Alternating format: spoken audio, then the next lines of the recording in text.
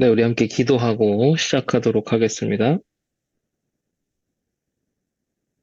좋으신 주님, 감사와 찬송과 영광을 올려드립니다. 하나님, 오늘도 우리가 말씀을 묵상하고 또 하나님 우리가 교리를 공부함으로 교회를 알아가게 하시고 교회를 배워나가게 하시며 하나님의 온전하고 선하시고 완전하신 그 뜻을 분별할 수 있는 영안을 열어주시옵소서. 그래서 하나님 교회가 진리를 수호하게 하시고 진리를 지켜나가게 하시며 그 진리 속에서 하나님 사람의 온전한 성숙함을 이룰 수 있도록 돕는 데 쓰임받는 하나님 정말 하나님께로 나아갈 수 있는 참다운 성도를 만들어내는 데 쓰임받는 교회가 될 수 있도록 축복하여 주시옵소서. 살아계신 예수 그리스도 이름으로 기도합나이다. 아멘. 네, 반갑습니다. 오늘 우리 함께 보실 단어는 31번 질문과 32번 질문, 19주차에 해당되는 내용들을 통해서 우리 함께 오늘 이제 어, 보려고 합니다. 공유가 안 됐네요. 잠시만요.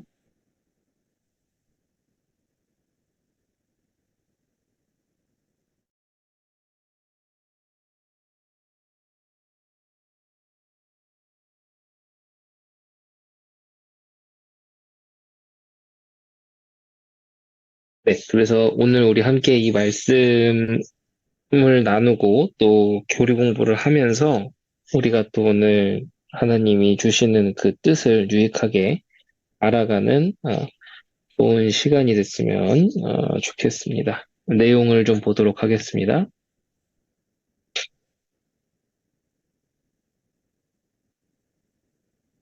오늘 19주차는 성령의 유효한 부르심입니다. 성령의 유효한 부르심. 질문 31번이 이렇게 써 있죠. 유효한 부르심이 무엇입니까? 라고 써 있고, 또 이제 답이 이렇게 써 있습니다. 유효한 부르심은 우리의 죄와 비참함을 깨닫게 하시고, 우리의 마음을 밝혀서 그리스도를 알게 하시며, 우리의 의지를 갱신시키시는 성령의 사역입니다. 성령께서는 우리를 설득해서 복음 안에서 값없이 주시는 예수 그리스도를 붙잡게 하십니다. 라고 써있지요.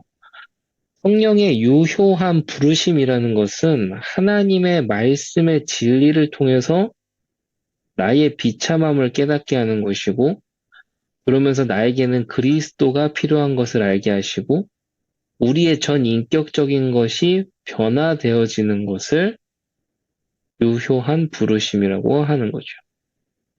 질문 32번 보겠습니다. 유효한 부르심을 받은 자들이 이 땅의 삶에서 얻는 유익들이 무엇입니까? 라고 써 있습니다. 이 부르심을 받은 자들은 이 땅에서 칭의, 의롭다고 칭함을 받는 거죠. 칭의, 그리고 하나님의 자녀, 그 양자가 되는 것, 그리고 점점 성숙해지고 변화되어져 가는 하나님을 닮아가고 그리스도를 닮아가는 성화를 얻고 그것들로부터 여러 가지 유익을 얻게 되는 것.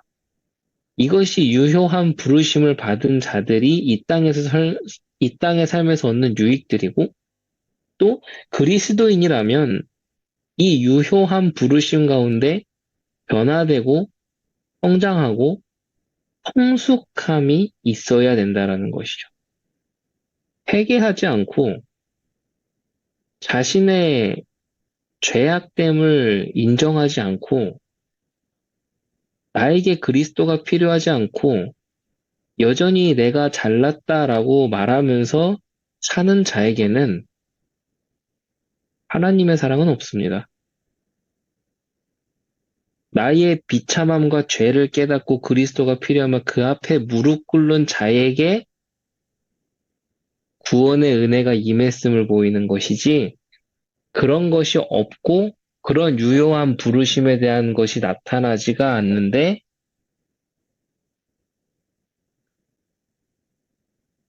그 사람을 구원받았다라고 할 수가 없는 거죠. 교회는 그러한 사람들이 모이는 곳입니다. 죄인들이 모이는 곳이에요. 죄의 비참함을 깨닫고 그리스도가 필요하다라는 것을 인정한 자들이 모이는 곳이 교회입니다. 그걸 알아야겠죠.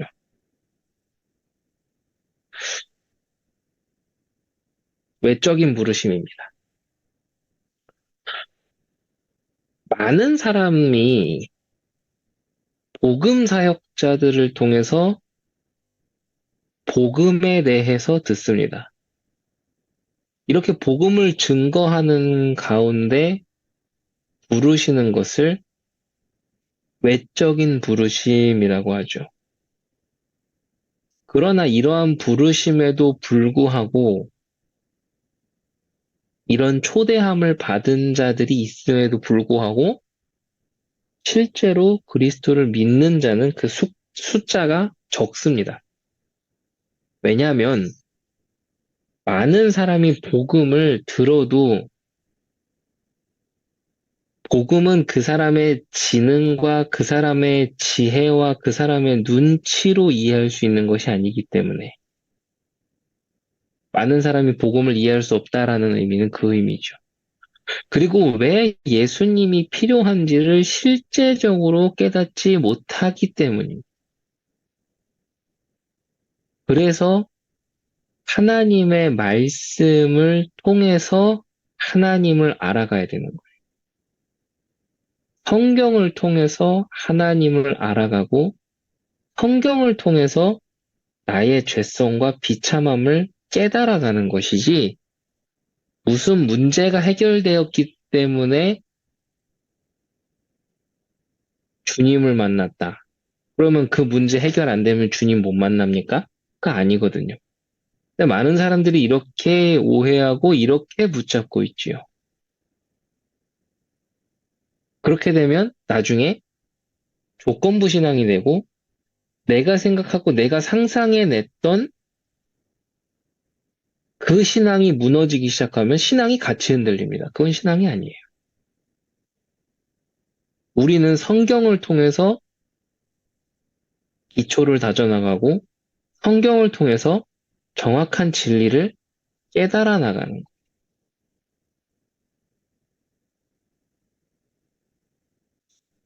계속 보겠습니다. 따라서 믿기 위해서는 이러한 외적인 부르심의 수단 위에 반드시 성령의 역사가 있어야 됩니다. 이 말이 무슨 말일까요? 나가서 전도, 선교하는 거 중요한데요. 우리가 전도하고 선교하는 게 아닙니다. 우리는 이 땅에 살아가면서 나와 동행하시고 나에게 은혜 주시고 나를 성숙하게 하시고 나를 변화시키시는 하나님의 사랑과 그 예수 그리스도 복음의 그 진리를 알아가는 것을 삶을 통해서 내 주변에 나타내고 드러내는 것이지 내가 화려한 언변과 말 가지고 이른바 현장 막 돌아다니면서 복음을 전했다고 해서 그 사람을 전도자 뭐 이런 걸로 말할 수가 없는 거예요. 제가 전에도 한번 얘기했었죠. 어떤 사람이 뭐 자기 나름의 뭐 하루에 뭐 몇 명 뭐 복음 전해야 된다라고 해서 인원 딱 정해놓고 그 시간 맞춰야 되고 숫자 채워야 되니까 택시 타고 너무 시간 없고 정신 없으니까 그냥 이거 따라 하시라고 하면서 영접기 되고 그것도 복음 전한 건 그건 복음 전한 게 아니죠. 그럼 뭐 무슨 행동을 하고 있는지 대체 모르겠습니다. 그건 뭐 외적인 부르심도 아니고 전도도 아닙니다. 성과주의나 눈앞에 보이는 결과주의에서 다 벗어나야 돼요. 그런 것들을 오늘 이 말씀을 통해서 우리가 또 한 번 더 확인을 할 수가 있게 되는 거죠. 외적인 수단 위에 성령의 유효한 역사가 있을 때 하나님의 나팔 소리를 듣게 되고 그리스도의 필요성과 소중성을 알게 되는 겁니다. 그래서 이 사람이 가만히 듣고 영접기도 따라해서, 그리고 마지막에 뭐라고 얘기해요? 당신은 이제 하나님의 자녀입니다. 당신이 뭔데 그걸 선언합니까? 틀렸어요. 그걸 하지 않아도요, 정말 성령의 유효한 역사와 성령의 부르심이 있는 사람의 인생은 전 인격적으로 하나하나 변하고 바뀌며 성숙해진다라는 것들을 우리는 기억해야 됩니다. 그래서 부르심이라고 하는 이유가 나오는 겁니다. 부르심이라고 하는 이유는 그들의 죄로부터, 무지와 불신앙으로부터 불러내는 것이기 때문입니다. 우리는 본질상 어둠에 갇혀 있습니다. 우리를 그 죄라는 그 어두움에서 빛으로 불러내시는 것이고, 위험으로부터 불러내시는 것이죠. 이것은 마치 천사들이 롯을 소돔과 고모라 땅에서 불러내기 위해서 가서 이 말씀을 전달한 것과 같습니다. 하나님은 심판이 있기 전에 자신의 백성을 심판의 장소에서 불러내서 심판을 면하게 하시죠. 이런 것처럼 하나님께서는 우리를 세상으로부터 불러내시고 우리의 기준, 우리의 시작점, 우리의 모든 근원이 성경 하나님의 말씀에서 시작할 수 있도록 불러내십니다. 그래서 우리는 이 세상에 살고 있지만 이 세상에 속한 자가 아니다라는 뜻은 우리의 절대적 기준, 우리의 가치, 우리의 어떤 살아가면서의 어떤 모든 뭐랄까요, 기준 같은 그런 것들, 이런 것들이 세상의 논리와 세상의 유익과 세상의 경험만 따라가는 자들이 아니기 때문이 그렇습니다. 하나님은 우리를 죄와 심판과 세상으로부터 불러내시는 것이죠. 그래서 거룩함으로 불러내셔서 하나님의 백성 가운데 우리를 있게 하시는 것입니다. 그래서 이 성령의 유효한 부르심, 성령의 역사하심, 이런 것을 통해서 우리가 기억해야 되는 것은 하나님의 말씀을 통해서 우리가 하나하나 변화되어져 가면 성숙해져 간다라는 것을 기억해야 돼요. 변화되어져 간다, 성숙해져 간다. 그런 것들을 우리가 기억해야 되는 것이죠. 유효한 부르심의 요소들이 있습니다. 유효한 부르심은 성령의 역사인데 이것은 우리의 마음과 의지에 일어나는 것이죠. 성령은 항상 언제나 먼저 우리의 죄를 깨닫게 하십니다. 그리고 그 죄에 대한 하나님의 심판이 있다라는 것을 알게 하시죠. 어떻게 합니까? 우리의 죄를 구체적으로 분명하게 알게 하십니다.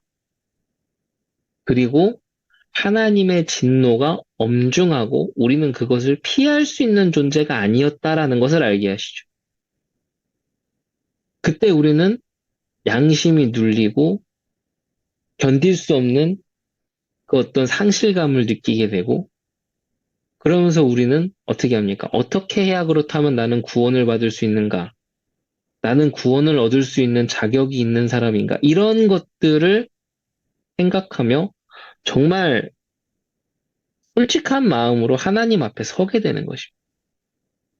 거기서의 부르짖음이 진짜 부르짖음입니다. 그래서 여기 기억해야 돼요.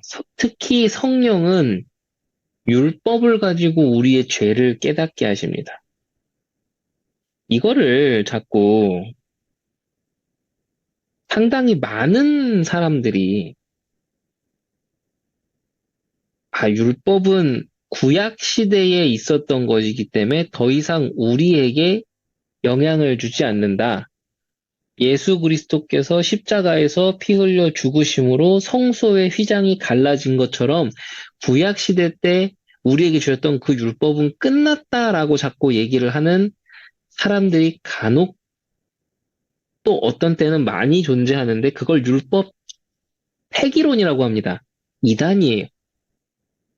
여기 분명히 나와 있죠. 성경에도 분명히 저렇게 나와 있고요. 성령은 율법을 통해서 우리의 죄를 깨닫게 하시고 우리가 마땅히 살아가야 될 길을 제시하시며 어떻게 나아가야 되는가에 대한 기준을 주신다라는 거. 그것을 우리가 깨달으며 이러한 것 때문에 하나님께서는 우리에게 그리스도를 보내셨구나. 그리스도께서 율법의 완성이구나. 라고 믿고 나아가는 겁니다. 그리스도께서 율법의 완성이라고 하니까 그리스도를 믿으면 그 이전의 율법은 다 필요 없겠네가 아니라는 거죠. 그래서 율법이 필요 없다, 누려라고 얘기하는 모든 것들은 율법 폐기론입니다. 이단이에요. 그걸 기억해야 됩니다.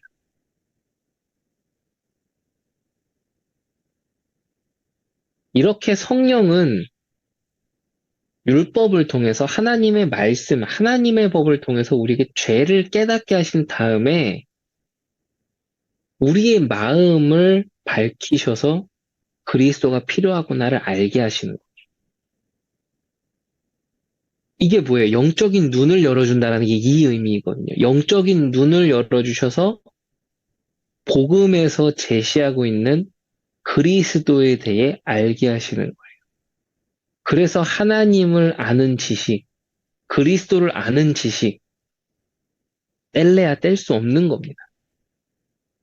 율법을 모르고는 신앙생활에 온전함이 이루어질 수가 없는 것이죠. 잘 생각해야 됩니다.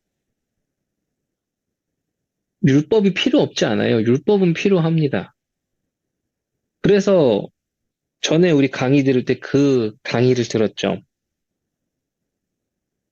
예수 그리스도 구원의 복음의 메시지는 우리가 구원받는 그 순간의 그 길을 위해서 필요하지만 영원히 우리에게 남아있고 우리에게 영원히 존재하고 필요한 것은 하나님의 율법이다라고 했는데 이 말이 일부의 사람들에겐 이해가 안 되는 어려운 말입니다. 근데 잘 기도하며 생각해 보세요. 무슨 말?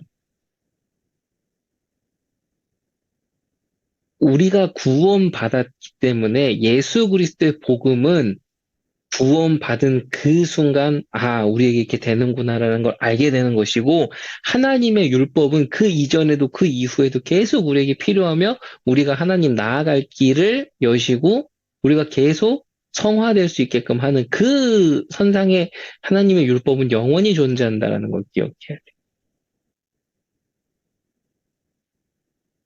의지가 갱신되기 전에는 그리스도를 붙잡지 않아요. 사람들이 전부 그러죠. 그걸 교만이라고 하죠. 의지가 갱신되기 전에는 그리스도를 붙잡지 않지만, 의지가 갱신되어서 기꺼이 그리스도께로 달려가도록 만드시는 것. 이게 바로 뭡니까? 성령의 유효한 부르심이 바로 이거다라는 것. 부르심의 원인이라는 것을 보겠습니다. 하나님이 이렇게 우리를 불러내신 것은 선택하셨기 때문에. 우리를 선택하셨기 때문에. 그래서 구원의 은혜는 나에게 조금의 0.001%의 공로도 없다라는 걸 기억해야 됩니다. 구원의 은혜는 온전히 하나님으로부터 왔고 하나님께서 모든 것을 하셨다라는 것을 증거하는 거죠. 우리는 구원을 얻을 만한 어떤 공로나 업적도 없습니다. 하나님께서 선택하셨기 때문에 부르심을 받는 거죠. 유효한 부르심의 효과입니다. 성령의 유효한 역사로 인해 회개와 믿음이 일어나는 겁니다. 이때 믿음은 도구가 되어서 그리스도를 붙잡을 수 있게 하는 것이고 성령의 역사로 우리의 죄를 깨닫고 죄의 용서를 필요로 하는 상태에서 이 복음 안에 계시된 이 그리스도 안에 우리 죄의 용서가 있다라는 걸 알게 되고 그리스도께로 나아가게 되고 그리스도를 붙잡게 되는 거죠. 죄의 용서와 자신의 불의를 덮기 위해서 하나님 앞에 나아갈 수 있게 위해서 우리가 하나님 앞에서 그 받아야 될 하나님의 진노 이것이 해결될 수 있는 유일한 길은 예수 그리스도밖에 없다라는 것을 알고 그 사람이 그리스도께로 나아가는 것. 이렇게 그리스도께 가는 것과 예수 그리스도를 붙잡는 것을 믿음이라고 합니다. 이렇게 죄인에게 성령께서 유효하게 성령으로 역사하심으로 회개와 그리스도를 필요로 하는 믿음이 일어나게 되는 것이죠. 이걸 뭐라고 합니까? 회심이라고 합니다. 회심. 하나님의 말씀으로 성령의 역사심과 성령의 그 도우심, 조명하심이 딱 임하면 그 사람의 인생은 전환점이 일어날 수밖에 없고 전인격적으로 변하게 될 수밖에 없고 변함으로 자꾸 나아갈 수밖에 없게 되는 거죠. 그냥 어릴 때부터 신앙생활 쭉 해왔으니까 어릴 때부터 그냥 뭐 많이 알았으니까 교회 계속 나왔으니까 나는 구원받지 않았을까? 아닙니다. 그건 그냥 교회를 오래 다닌 거고 교회 안에서 그런 문화들이 익숙한 거지 구원은 지극히 하나님과 나와 1대1이라는 걸 기억하셔야 돼요. 그래서 우리는 말씀을 통해 이러한 모든 것들을 깨닫고 회개와 그리스도를 필요로 하는 그 믿음, 이 회심, 이것을 경험하게 해야 되는 거예요. 회심이 없었다면 구원받지 않은 겁니다. 이거를 잘 우리는 되새기고 또 이렇게 잘 봐야겠죠.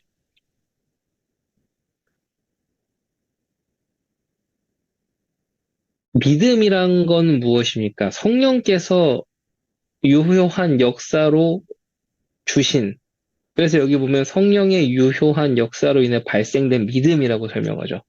그 믿음을 가지고 그리스도를 붙잡게 되면 우리가 그리스도와 연합할 수 있게 되는 그 은혜를 받는 겁니다.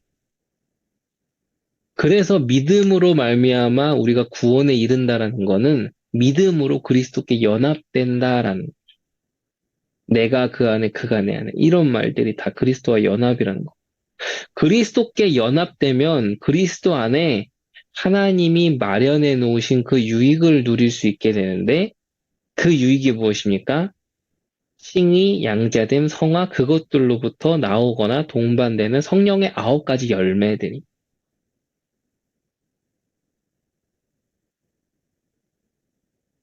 유익들입니다. 믿음으로 그리스도께 연합되면 누리는 유익으로는 우선 가장 먼저 뭘 살펴봐야 될까요? 칭의를 우리가 살펴봐야겠죠. 칭의가 있습니다. 칭의는 죄 용서함과 의롭다 여김을 받는 법적 용어입니다. 그리고 죄를 용서받을 뿐만 아니라 용서받았고 의롭다 여김을 받기 때문에 이제 하나님 아버지 앞에 담대히 나아갈 수 있게 되는 거죠. 의롭다 여김을 받는 것은 하늘 법정에서 양심에 선언되는 것이기 때문이죠. 자, 그동안 많은 교회가 칭의까지는 설명을 잘했습니다. 그래서 용서함과 의롭다 여김을 받았어. 구원받은 거야. 됐어. 이렇게 된 거예요. 근데 뒤에 더 있죠. 칭의만 중요한 게 아니라 칭의는 시작이라는 거예요. 그 다음에 나오는 내용이 뭡니까? 양자됨. 그 영혼은 하나님을 향해 아빠, 아버지라 부를 수 있다. 그만큼 이제는 진노의 하나님이 아닌 아버지 하나님이 된다라는 거죠. 그래서 자신의 구원에 대해서 확신을 가질 수 있게 되고 칭의와 양자됨, 이 칭의와 양자라는 것은 우리의 신분을 나타내는 겁니다. 이거를 하나님 자녀라고 표현하죠. 우리는 신분과 권세 뭐 이런 표현도 많이 썼었는데 그게 뭘 얘기하는 거예요? 신분이 뭘 얘기하는 걸까요? 칭의와 양자됨을 의미한 그리스도 안에 있는 유익 중에 이게 사실 가장 중요해요. 실제적인 삶 속에서 변화를 주는 것이 있는데 그게 성화라는 거죠. 의롭다 여김을 받은 자는 거룩한 삶을 살 수 있고 나아가야 되고 또한 살아야 됩니다. 살아내야 됩니다. 그리스도 안에 거룩하게 하는 은혜가 있기 때문에 계속해서 이 은혜가 필요하고 더욱 거룩한 삶으로 변화가 일어나는.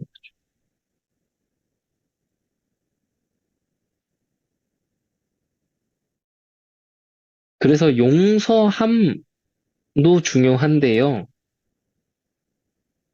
용서함보다 더 중요한 거는 그 사람이 자신이 죄인이라는 걸 깨닫고 거룩한 삶으로의 변화의 필요성의 그 의지를 가지고 나아가는 그게 더 중요합니다. 여기서 아무리 괜찮아, 용서해줬어 라고 생각하는데 상대방이 나는 원래 죄가 없었는데? 나는 원래 용서받을 게 없어서 나 잘하고 있어. 이런 무슨 그게 의미가 있습니까? 그 뜻이에요, 이 뜻이. 하나님 자녀의 인생에서 반드시 필요한 건 이 성화라는 걸 우리는 늘 기억해야 돼. 그래서 여기 뭐라고 써 있습니까? 더욱 거룩한 삶으로 변화가 일어나는 거. 우리는 날마다 나아가는 거고. 좀 잘못하고 실수할 수 있지만, 잘못하고 실수함에 대해서 뻔뻔함을 가지라는 게 아니라요. 그래, 나 실수했어. 어쩔래. 이게 아니에요, 이게. 그게 아닙니다. 그렇게 설명하신 분들 있다면 정말 회개하셔야 됩니다. 연약하고 부족하고 실수하고 넘어지지만 그럼에도 불구하고 내가 이런 존재이기 때문에 나는 더욱더 겸손히 낮은 자의 마음으로 하나님의 은혜를 구하며 내 삶이 성숙해지고 거룩해지기를 원합니다라고 하면서 나아가는 거예요. 한 걸음 한 걸음. 그게 성화예요. 그게 성화입니다. 이러한 내용들로부터 실제적인 삶의 변화를 얻는 유익, 그게 있습니다. 그게 무엇입니까? 하나님의 사랑에 대한 확신과 양심의 평화죠. 그래서 하나님의 말씀을 온전히 붙잡고 성경 말씀을 알아가며 그 신앙과 그 양심이 성숙해지고 회복되어져 가는 인생은 내 죄가 드러나면 드러날수록 거북하고 껄끄럽고 부끄러운 인생이 아니라 하나님의 은혜가 더욱 필요하며 나는 그 은혜를 받은 감사한 존재구나라는 것을 깨달으며 그 마음에 평화가 임한다. 혹시나 그 죄와 치부가 자꾸 드러나는 것 같아서 거북하고 불편하고 싫고 도망가고 짜증나고 그러십니까? 그러면 구원을 처음부터 다시 한번 점검해 보시기 바랍니다. 하나님의 자녀는 하나님의 말씀과 그 율법과 그 복음의 메시지 안에서 나의 연약함을 발견하게 되고 연약함을 깨닫게 되며 삶이 더욱더 거룩해지기를 원하는 그 간절함을 가지고 한 걸음 한 걸음 나아가다 보면 그 마음에 하나님이 주시는 이루 말할 수 없는 평화가 생깁니다. 그게 없으면 자꾸 불안해요, 불편해요. 그러니까는 자꾸 뭔가 신앙생활을 하면서도 주문 외우듯이 뭔가를 중얼중얼중얼 하는 거예요. 그러면서 그 단어만 붙잡으면 모든 게 끝날 것처럼 막 그거 붙잡고 막 중얼중얼. 그건 평화가 아닙니다. 집착입니다. 정말 온전한 구원의 역사가 이 말씀을 또 이 성경 공부가 유튜브에 올라갈 건데 이거를 듣는 분들에게 있었으면 정말 좋겠습니다. 그렇게 기도합니다. 자, 다시 돌아와서요. 성령 안에서 즐거워하는 것, 그리고 그런 은혜가 계속해서 증가되는 유익을 누릴 수 있는 것이죠. 그리고 마지막에 무엇이라고 써 있습니까? 마지막까지 우리를 견인하는 은혜가 있습니다.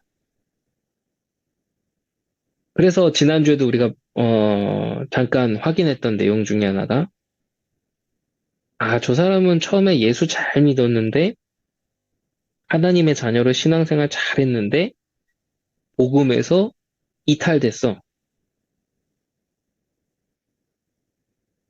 개혁주의는 그런 표현을 쓰지 않습니다. 처음부터 그 구원에 합당한 열매가 맺어진 것이 아니었을 거예요. 하나님의 자녀는 하나님께서 끝까지 견인하십니다. 근데 모르죠. 그분이 지금 우리가 보는 일시적인 시간 선상에서 그 사람이 지금 낙심되고 실족돼 있는 것처럼 보일 수 있지만 모르는 거죠. 그것도 그 사람의 과정일지. 그래서 우리는 기도할 뿐인 거죠. 기다릴 뿐입니다. 그거를 기억해야 돼요. 그게 견인이라는 단어가 가진 의미입니다. 그래서 하나님 자녀가 되고 성령의 유효함을 부르신 자들에게는 이 유익들을 분리할 수가 없다라고 이야기를 하는 거죠. 믿음으로 그리스도께 연합되기 때문에 우리는 이런 네 가지 유익들을 동시에 누릴 수 있는데 그게 바로 뭐야? 아까 칭의와 양자됨이라는 신분적인 것, 그리고 뒤에 두 가지, 성화, 또 성도의 견인, 또 우리가 이렇게 삶의 변화에 대한 이런 부분을 통해 얻는 이런 것들, 이런 실제적인 삶의 변화에 대한 유익들입니다. 따라서 신분적인 변화의 유익을 얻었다면 삶의 변화인 뒤에 유익이, 두 가지 유익이 따라 나와야 됩니다. 그래서 여기 되게 중요한, 가운데 부분이 중요한 내용을 말하고 있죠. 만약 어떤 사람이 의롭다 여김을 받았다고 하면서 거룩한 삶이 없고 견인의 삶이 없다면 칭의가 일어나지 않은 것이다라고. 네 가지 유익들은 구별되지만 분리되지 않고 서로 연결되어 있고 그리스도 안에 있는 유익들이기 때문에 칭의가 일어났다면 반드시 성화와 실제적인 삶의 변화라는 유익들이 있어야 됩니다. 따라서 유효한 부르심의 효과로 네 가지 유익들을 얻게 되는 것이고 이 땅의 삶에서 분명하게 삶의 변화로 나타나게 되는 거죠. 그래서 우리는 이번 말씀을 통해 들으면서 저는 이 성경 구절이 정말 마음에 와닿고 떠올랐습니다. 뭐냐면 예수님께서 그런 말씀을 하세요. 사람들이 천국에 들어가는 것이 얼마나 어려운지 마치 뭐가 더 쉽다고 얘기합니까? 낙타가 바늘 귀에 들어가는 것이 더 쉽다고 말씀하셨죠. 제자들은 그럽니다. 그럼 누가 들어갑니까? 그때 예수님께서 이렇게 하죠. 하나님은 다 하실 수 있는. 결국은 뭡니까? 낙타가 바늘귀에 들어가는 거는 불가능한 얘기죠. 근데 하나님은 하실 수 있고 그게 더 쉬운 일이라고 합니다. 그럼 우리는 그 은혜를 받은 사람들로서 한없는 감사를 고백해야 되는 시간인 것이죠. 그래서 우리는 이러한 구원의 내용들, 이런 복음의 내용들을 가지고 가장 먼저 나의 구원을 먼저 돌아봐야 됩니다. 자꾸 우리는 신앙생활 하면서 물론 확장되고 나아가고 뻗어나가는 거 좋아요. 좋은데 내 신앙의 경건함과 내 신앙의 열매를 점검하지 않은 채 무작정 나가려고 하는 것은 마치 그런 거죠. 우주선에 안에 들어가 있으면서 그 뭔가 호흡기 장치 다 안 달고 사전 준비 다 안 돼놓고 그냥 우주 한복판으로 그냥 뛰쳐나가는 거랑 똑같은 거예요. 되게 끔찍한 얘기인 거죠. 그래서 우리는 언제나 항상 내 현재의 이런 것들을 늘 점검하며 두렵고 떨리는 마음으로 한 걸음 한 걸음 나아가야 되는 겁니다. 그런 은혜들이 모든 분들에게 있게 되기를 예수 그리스도 이름으로 축원합니다. 기도하겠습니다.